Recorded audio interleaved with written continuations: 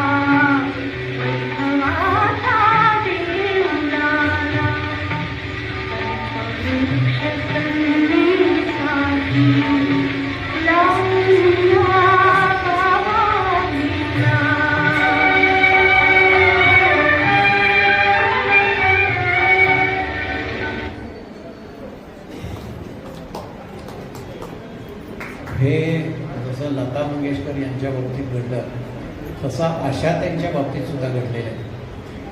ऋतू हिरवा हा गीतसंच श्रीधर फडके करत होते. आता श्रीधरला असं आले श्रीधर तर श्रीधर फडके यांनी हा गीतसंच ज्यावेळेस केला तेव्हा शामराव कांबळे हे त्यांच्यावर संयोजक म्हणून होते आणि आशा भोसले यांना हे सगळं योग्य म्हणजे वातावरण असं होतं त्याच्यात. त्यांनी सुंदर गाणी गायलेली आहेत आणि एक गीत सुरेश भट यांचं आहे ते त्यांना गायचं होतं. श्रीधर फडके यांनी त्यांची आठवण अशी एक सांगितलेली आहे की यानंतर म्हणजे त्यांच्या घरच्या काही समारंभासाठी आशा भोसले त्यांच्याकडे येत असू लागतात. सुधीर फडके आणि आशाबाई यांच्याकडं एकत्र त्यांची बरीच गाणी आहेत, त्यांच्या घरच्यासारखे संबंध होते, त्यामुळे आशाबाई त्यांच्या अनेक कार्यक्रमाला यायच्या. पण काही काळ त्या श्रीधर फडकेंशी बोलत नव्हत्या. म्हणजे श्रीधर फडके समोर आले की त्या बाजून निघून जायच्या, बोलायचा प्रयत्न केला तर ते बोलायचे नाहीत. श्रीधर फडकेंनी विचारलं सुद्धा की ताई मला काही चुकलं का वगैरे. मग एक दिवशी आशाताई म्हटल्या की श्रीधर तू फार अवघड चालीची गाणी माझ्याकडनं गाऊन घेतलेली आहे. अर्थात हा ऋतू हिरवा याच्याबद्दलचा भाग होता. आणि हे गाणं ज्या वेळेला आशाबाईंनी गायलेलं आहे, भोगल्याचे दुःख त्याला, सुरेश भट यांचं एक गीत आहे, तेव्हा आशाबाईंच्या समोर सुद्धा आपला जीवनपट समोर आला. एकल पालकत्व, मुलगा आणि मुलगी यांचं अकाली झालेलं निधन आणि अनेक आव्हानांचा त्यांना करावा लागलेला सामना. त्यामुळं हे गीत झाल्यानंतर सुद्धा त्या बाजूला गेल्या आणि त्यांनी आपल्या अश्रूंना वाट मोकळी केली. समर्थ रामदास स्वामींनी सुद्धा म्हणलेले आहे, देहे दुःख ते सुख मानित जावे. जे दुःख आहे त्याला सुख मानावं. परंतु हे मोठ्या माणसांसाठी ठीक आहे, आपण सगळी साधी माणसं आहे.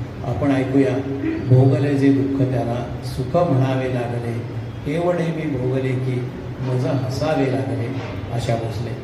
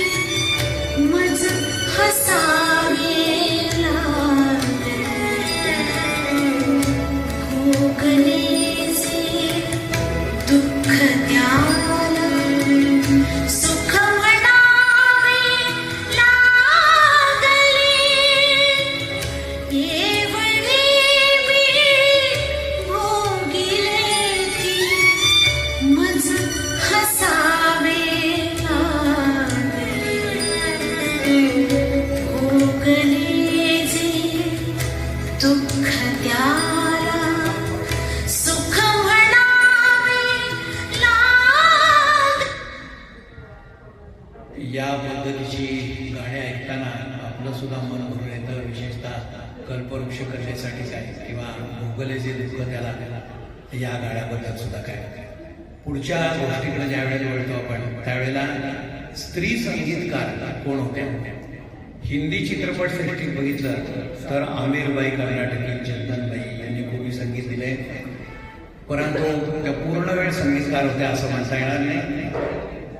पुन्हा लताबाईंनी संगीत दिलेलं आहे. आनंद घन म्हणून काही चित्रपटांना त्यांनी संगीत दिलेलं आहे. अर्थात हे सगळे मराठी चित्रपट आहेत. आणि आपल्यासमोर अजून एक नाव येतं आणि अर्थात ते हिंदी चित्रपटसृष्टीतलं आहे, ते म्हणजे उषा उषा. या पूर्ण वेळ संगीतकार होत्या आणि त्यांनी अनेक सुंदर चित्रपटांना संगीत दिलेलं आहे. किंबहुना त्यांनी काही ठिकाणी आलाप सुद्धा दिलेले आहेत, त्याकडे येऊ आपण. परंतु रफी हे मी मगाशी सांगितलं की दिलदार कलावंत किंवा गायक होते आणि सुरुवातीच्या काळात त्यांनी उषा खन्ना यांच्याकडे सुद्धा गीतं गायलेली आहेत. शबनम या चित्रपटात जुनं गाणं आहे. पुन्हा मी म्हटलं त्याच्या 2 ओळी.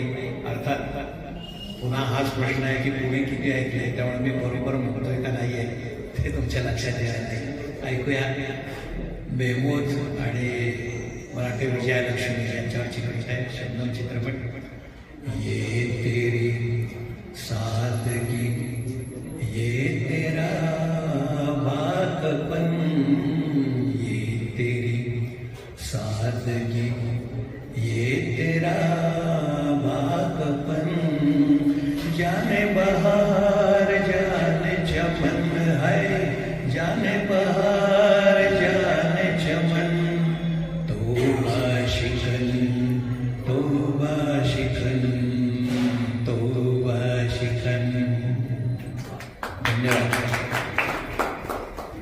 पुढच्या उषा खन्ना यांनी संगीत दिलेलं एक गाणं ऐकूया.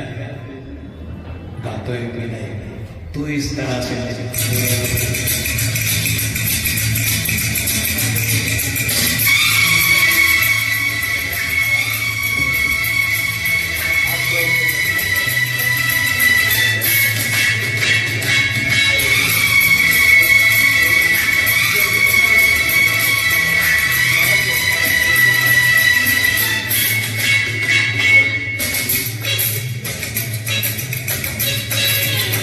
इस तरह मेरी जिंदगी में शामिल है.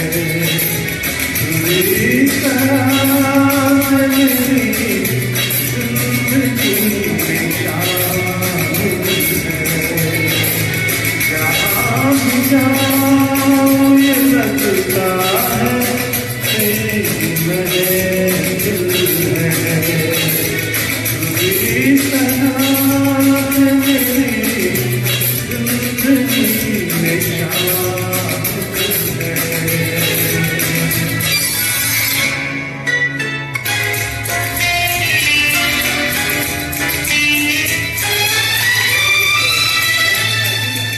ये आसमान ये बादल ये रास्ते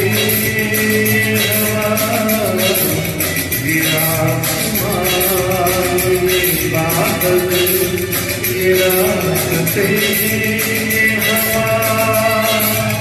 अरे चीज है अपनी जगह निकाले से कई दिनों से शिकायत नहीं जमाने से. जिंदगी है सफर सफर की मंजिल है. जहाँ भी जाऊँ ये लगता है तेरी महफिल है. तू इस तरह से मेरी जिंदगी में शामिल है.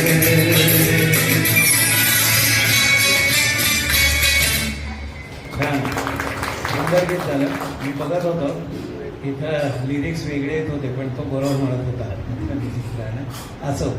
तर पुढच्या गोष्टीकडे ज्यावेळेला आपण वळतो की मराठीमध्ये स्त्री संगीतकार कोण आहे आणि त्यावेळेला माझ्या नंतर समोर नाव येतं ते म्हणजे वीणा चिटको. वीणा चिटको या मास्टर कृष्णराव यांची कन्या. मास्टर कृष्णराव आठवणार नाही कुणाला पण किचक वध या चित्रपटासाठी धुंद मधुमती रात्रे नाथरे हे गाणं किंवा असा नेसून शालू हिरवा यासारखी सुंदर गाणी दिलेली आहेत. प्रवासमध्ये काम करत असताना ज्यावेळी मास्टर कृष्णराव संगीतकार होते तेव्हा संगीत दिग्दर्शक हा शब्द त्यांनी पहिल्यांदा वापरायला लावला चित्रपटसृष्टीमध्ये. तर वीणा चिटको यांची बरीचशी गीतं ही रामदास कामत यांनी गायलेली आहेत. आपण या गाण्याकडे वळूया. मयूर रे फुलवित रे पिसारा गाताय प्रभू.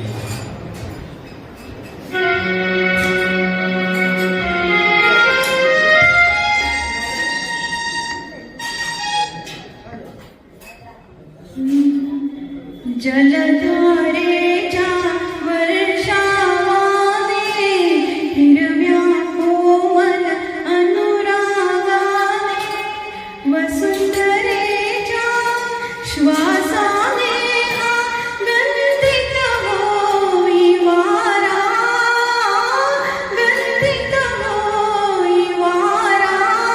मयुरा रे फुलवित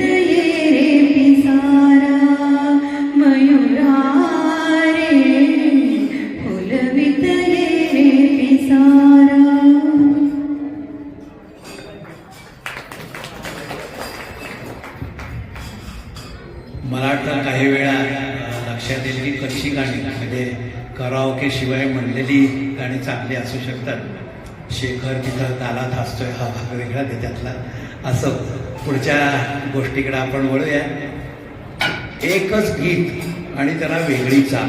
वेगळी चाल म्हणजे प्रत्येक कडव्यामध्ये कदाचित वेगळा राग सुद्धा वापरलेला आहे. आणि हे उदाहरण बघताना आपल्याला स्वर्णसुंदरी या चित्रपटाची आठवण येते. आदी नारायणराव, रफी, लता आणि भरत व्यास यांनी दिलेलं हे गीत आहे. कुहू कुहू बोले कोयलिया. या प्रत्येक अंतराला वेगवेगळ्या रागातली वेगवेगळी चाल आहे आणि अशी काही गीतं मराठीमध्ये सुद्धा आलेली आहेत. आता आपण ऐकूया कुहू कुहू बोले कोयलिया आणि त्यानंतर पुढच्या भागाकडे वळूया.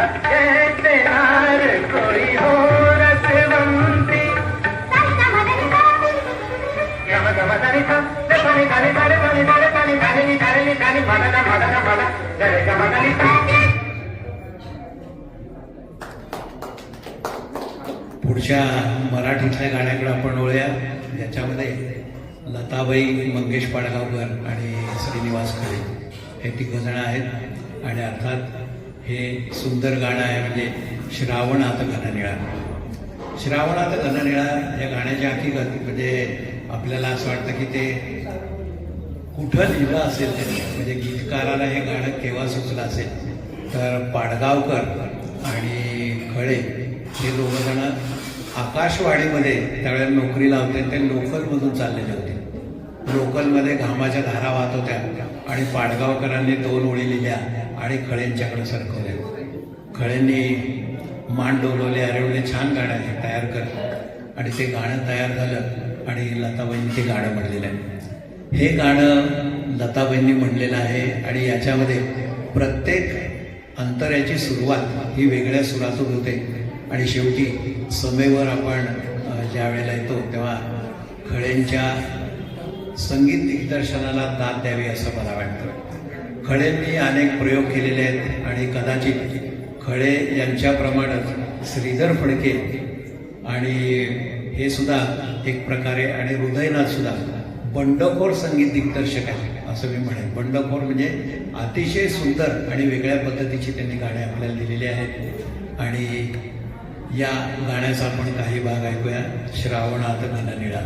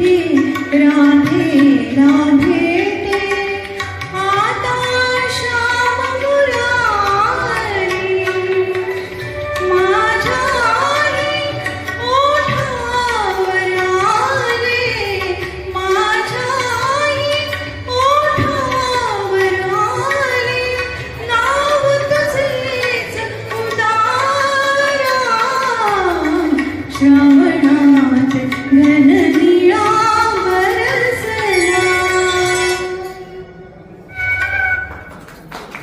पुढच्या गाण्याकडे आपण वळतो. पुन्हा मराठीमध्ये असं एक गाणं आहे की ज्याच्यामध्ये चारही कडव्यांसाठी वेगवेगळी चाल आहे. चित्रपट आहे सुवासिनी, अर्थात संगीत दिग्दर्शक सुधीर फडके आणि गायिका आशा भोसले.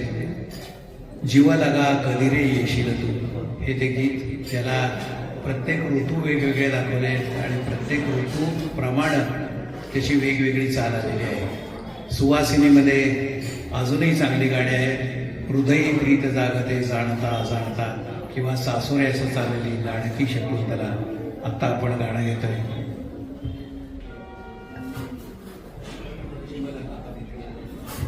जीव लगा कधी रे येशील तू, रोहिणीताई.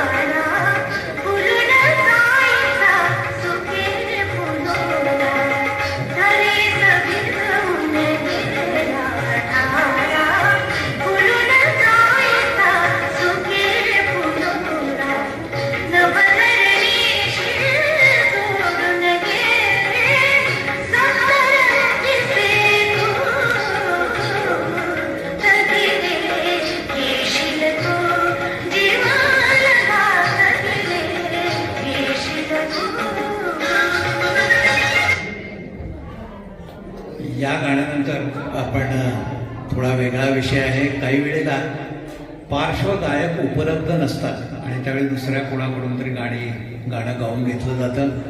असे प्रसंग काही आलेले आहेत. हाफ तिकट हा तो चित्रपट किशोर कुमार आणि लताबाई यांचं गाणं होतं. लताबाई आलेले नाहीत आणि त्यावेळेला सलील चौधरी यांचं संगीत आणि त्यांनी सांगितलं किशोर कुमारना आके सीधी लगी. ह्या गाण्यामध्ये 14 मात्रा आहेत आणि हा आडा चौताल आहे. किशोर कुमारने सांगितलं मला माहीत नाही आडा चौताल कोण 14 मात्रा कोण, तुम्ही सांगणार कसं म्हणायचे मी तुम्हाला म्हणून दाखवतो. आणि ते म्हणले लताबाई आले नाही. म्हणले असू दे, म्हणजे त्यांचंही काम मीच करतो. आणि त्यांनी हे गाणं गायले. मला वाटतं असे फार कमी लोक आहेत जे स्त्री आणि पुरुष असं दोन्ही आवाज काढतात. हे प्राण अर्थात मधुबाला किशोर कुमार हे त्या ठिकाणी आहेत. आपण ऐकूया आदे आके सीधी लगी. सुपरहिट गाने इस चैनल पर ही है. सुनहरे गाने और कुछ यादें. Subscribe now and press the bell icon.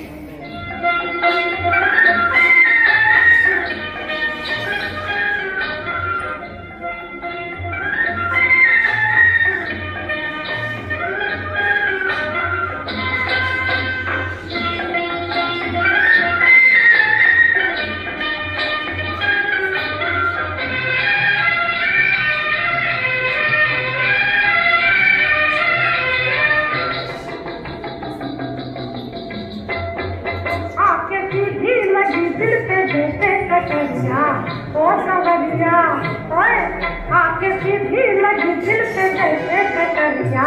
ओ सवरिया ओए ओए ओ तेरी तिरछी नजरिया ले गई मेरा दिल तेरी जुल्मी नजरिया. ओ गुजरिया ओए ले गई मेरा दिल तेरी जुल्मी नजरिया. ओ गुजरिया ओए ओए ओए ओ जाने सारी नगरिया. आके सीधी लगी दिल पे जैसे कटरिया. ओ सवरिया.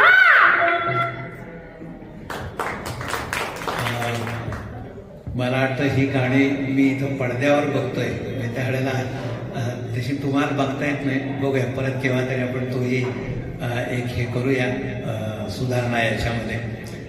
आता आपण असं बघितलं की गीतकार किंवा पार्श्वगायक उपलब्ध नाही आहे म्हणून गाणं म्हटलं, तसा अजून एक गाणं स्नेहल भाटकर यांचं आहे आणि मुबारक बेगम यांनी गायलेलं आहे.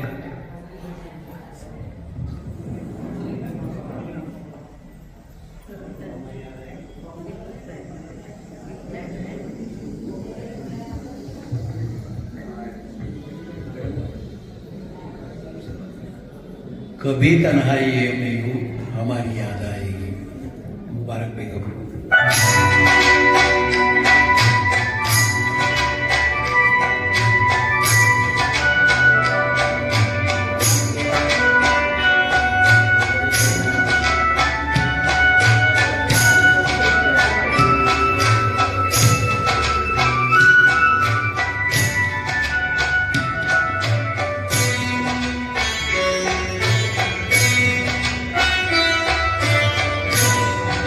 कभी तन्हाइयों में यूं हमारी याद आएगी. कभी तन्हाइयों में यूं हमारी याद आएगी. अंधेरे छा रहे होंगे कि बिजली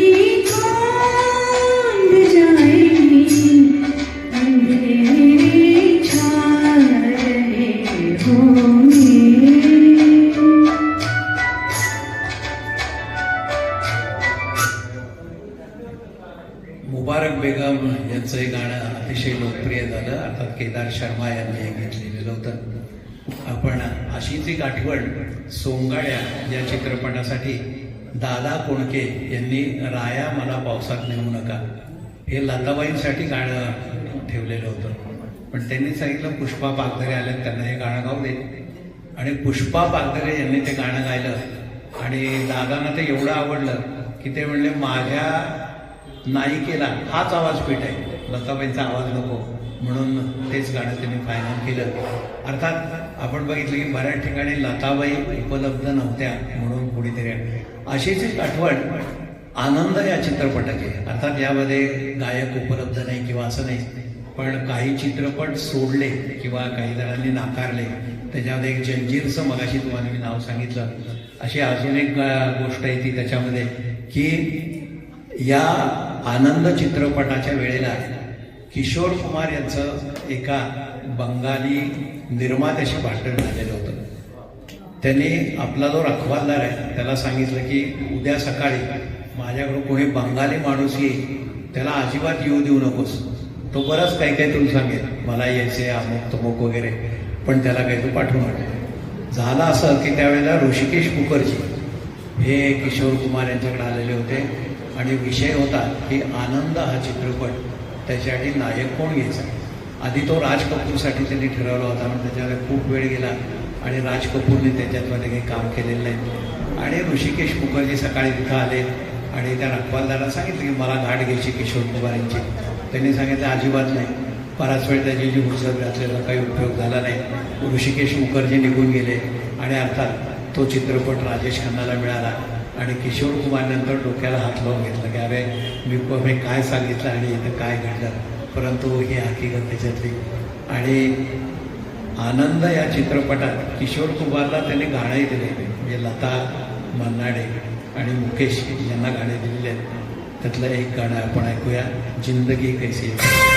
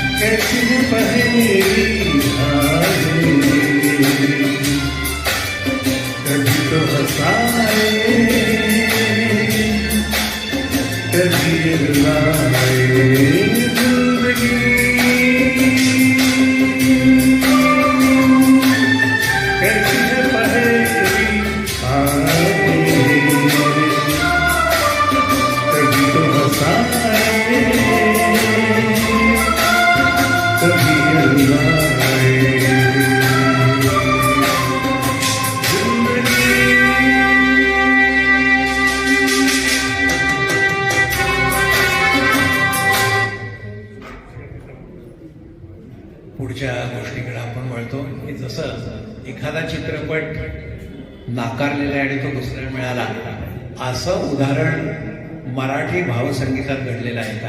तर हो, राजा परांजपे यांनी नलिनी सराफ यांच्याकडून अनेक चित्रपट करून घेतले होते किंवा त्यांना पुढं आणलं होतं. नलिनी सराफ हे नाव कदाचित तुमच्या लक्षात येणार नाही, कारण पूर्वाश्रमीचं नाव नलिनी सराफ आणि नंतरचं नाव सीमा देव. तर पाठलाग हा चित्रपट आशा परत येते या कादंबरीवरती आहे आणि राजा परांजपेंना तो करायचा होता आणि त्यांनी नलिनी सराफ यांना विचारलं की तुम्ही या चित्रपटात काम कराल का? त्यांनी सांगितलं की माझं नुकतंच लग्न झालेलं आहे आणि मला घरी विचारावं लागेल.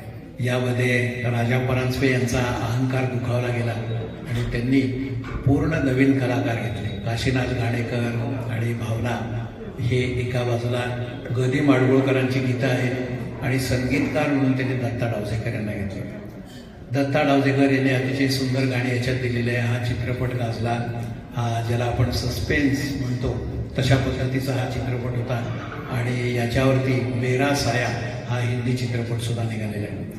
या डोळ्यांची दोन पाखरे या गाण्याकडे आपण वळतोय आणि त्याच गाण्यावरती तू जहा जहा चलागा, मेरा साया साथ होगा हे मेरा साया मधलं गाणं आहे आपल्या लक्षात येईल. आणि दत्ता डावजेकर यांनी चंद्रकंस हा राग या ठिकाणी वापरलेला आहे आणि चंद्रकंसावरचा अजून एक माझं आवडतं गीत म्हणजे एक वार पंखा विरून फिरो तुझा हात, शेवटचे घरटे माझे तुझ्या अंगणात. त्या गाण्याकडे आपण जात नाहीये. या डोळ्यांची दोन पाखरे, गमतीची गोष्ट अशी की या डोळ्यांची दोन पाखरे या गाण्याला इंटरल्यूड म्हणजे ज्याला आपण स्वरमेळ म्हणतो तिथंच फक्त संगीत वापरलेलं आहे. कमी संगीत वापरलेली गाणी फार थोडी आहे. त्याच्यातलं एक पसायदान आहे, एक हे गाणं आहे आणि मला वाटतं चौदवी का चांद हो या गाण्यात सुद्धा बघितलं तर मध्ये कुठेही संगीत येत नाही किंवा फार कमी संगीत येतं. आपण ऐकूया या डोळ्यांची दोन पाखरे, रोहिणीताई.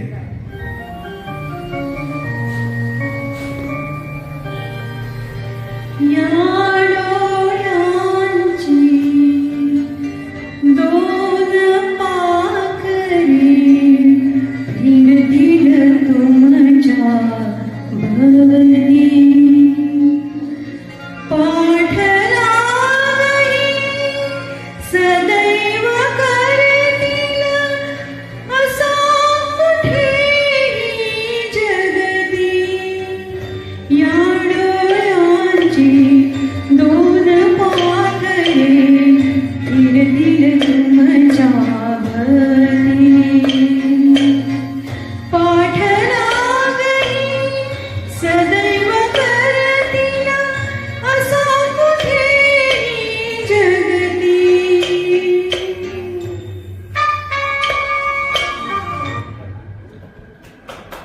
साधारण शेवटच्या भागांकडे आपण वळतोय. काही नायक म्हणून आपण किंवा अभिनय करणारे आहेत ते इतके समरसून जातात किंवा जसं म्हणतो आपण तो त्याच्यामध्ये त्याचं जीवन जगतोय अशी काही उदाहरणं आहेत आणि त्याच्यातलं उदाहरण येतं म्हणजे देवदास, दिलीप कुमारचा चित्रपट. याच्यामध्ये सुचित्रा सेन आणि यांनी काम केलेलं आहे. दिलीप कुमार त्याच्यामध्ये इतके गुंतलेले होते की त्यानंतर त्यांना नैराश्य आलं. हा चित्रपट संपला त्यावेळेला त्यांना त्याच्यासाठी उपचारही घ्यावे लागले आणि त्यासाठी त्यांनी मग नंतर 2 चित्रपट केले. एक म्हणजे कोहिनूर आहे आणि आझाद हे 2 चित्रपट त्याच्यामधून बाहेर पडण्यासाठी केले. गमतीची गोष्ट अशी की दिलीप कुमारला जर ट्रॅजेडी किंग म्हणायचं असेल तर ह्या दोन्ही चित्रपटांसाठी त्याची नायिका ही ट्रॅजेडी क्वीन म्हणजे मीना कुमारी होती. आपण ऐकूया देवदासमधलं गाणं जिसे तू कबूल कर ले. ओ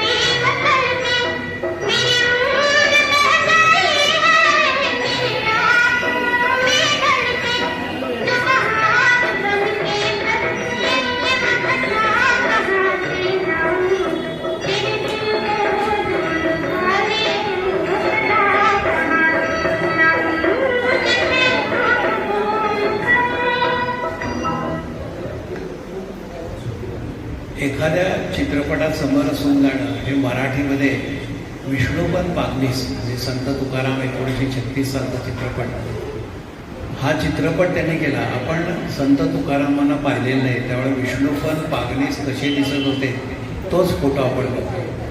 आणि त्यामध्ये शांताराव आठवले यांनी जे गीत लिहिलेले आहे आधी विजय करे हे गाणं आपल्याला आठवत असेल. संत तुकाराम या चित्रपटाचं मानधन द्यायला ज्या वेळेला निर्माते त्यांच्याकडे गेले तेव्हा त्यांनी ते नाकारलं. म्हणजे तुकाराम जसे निस्पृहप्रमाणे जगले त्याप्रमाणे मी याचं मानधन घेणार नाही. आणि आयुष्यभर त्यांनी तुकारामांचा जो वेश होता तोच ठेवलेला होता. याच अशा गोष्टी आहेत. तशा काही गोष्टी म्हणजे नैराश्य आल्यानंतर आत्मघात केलेला आहे, त्याच्यामध्ये ब्रीज सदाना आहे किंवा मनमोहन देसाई, गुरुदत्त, तसंच इकडं साने गुरुजी, उषा आत्रे आणि अशोकजी परांजपे यांनी यांच्या बाबतीत सुद्धा अशा गोष्टी घडल्या आहेत. अशोकजी परांजपे यांनी सुंदर भावगीतं दिलेली आहेत. अभिषेकी बुवांनी एकदा त्यांना लोणावळ्यात बोलवलं होतं. संत गोरा कुंभार याच्यासाठी त्यांना गाणं लिहून पाहिजे होतं की जे सगळ्यांना आठवेल असं. तर त्याच्यामध्ये अतिशय सुंदर गाणं म्हणजे कैवल्याच्या सांगण्याला भुकेलाचे पोरं हे गाणं दिलं आणि समाधी घेऊन जाई ज्ञानदेव हे गाणं त्यांनी दिलेलं आहे. त्याबद्दल आपण परत केव्हा तरी उद्या, आता 1 वाजायला आलेलं आहे आणि नाविकारे हे शेवटचं गाणं आहे आणि त्यानंतर आपण इथं समारोप करूया.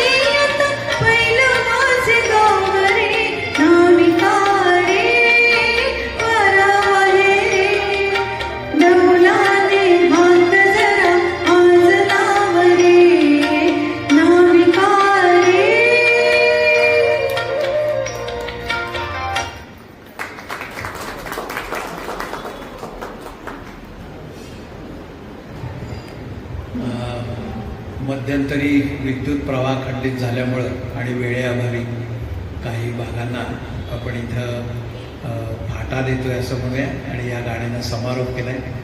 आता आपण भोजनासाठी इकडं यायला हरकत नाही. 2 पंक्ती होतील असं वाटतं आणि तोपर्यंत कोणाला काही कॉमेंट्स पास करायचे असतील तर या पुढे यायला हरकत नाही.